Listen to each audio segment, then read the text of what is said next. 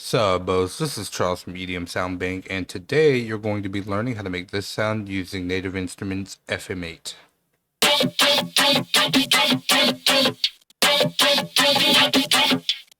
And this is what it'll sound like in a track. Never there, you're never there, there, there.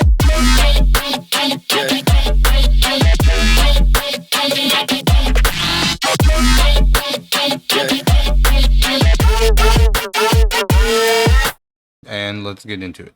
So to start off with, this track was at 160 BPM. Let me go ahead and load an FM8. The note that was used was F2. And this is the pattern. And for this FM8 patch, we're going to be using C, E, and F. For C, we're going to go ahead and send it out at level 74. Go to the waveform, switch it to 1+6. We're going to turn on key sync. And for the ratio, we're going to go ahead and bring it down to 0.5000. We're going to go to the envelope and turn on key sync. And then we're just going to stretch it out to right here. And then we are going to feed it into itself at 47. We're going to go to E. We're going to feed it into C at 61, as well as feed it into F by 100. Change the waveform to a sawtooth. Turn on key sync. And then we're going to increase the ratio to 7. We're going to go down to the envelope, turn on the tempo sync, and we'll create the shape. Move over to F, bring the level down to 74 as well. Change the waveform to PWM, turn on key sync and invert, and we'll increase the ratio to 2. Go down to the envelope, turn on the tempo sync, and we'll slide it to about here. We're going to move up to the effects.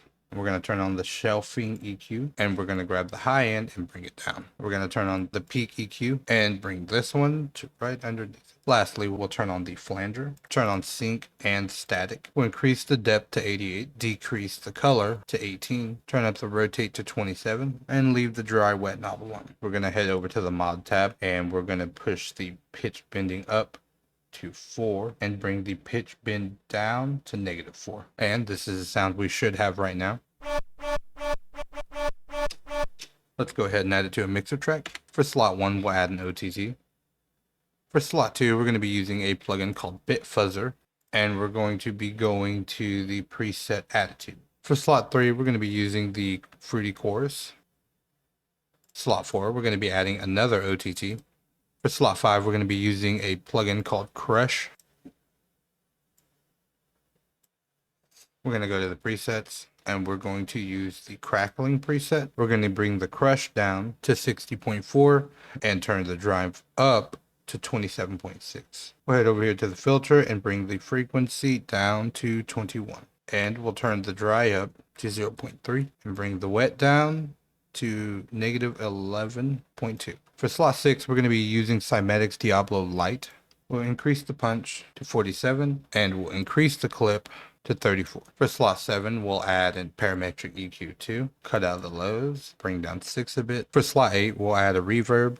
I'm going to be using the Dragonfly Hall reverb. And for slot 9, we'll add a Fruity Peak controller. We're going to go to the mix knob on the reverb and link it to the peak controller's peak. We're going to increase the bass to 0.133. We're going to turn the volume all the way down. We'll increase the tension to 48%. And now it should sound like this. We're going to head back to the FM8. We're going to open this up, increase the range to 4, and then create an automation clip. And all we're going to do is take this automation clip and bring this down. And it should sound like this.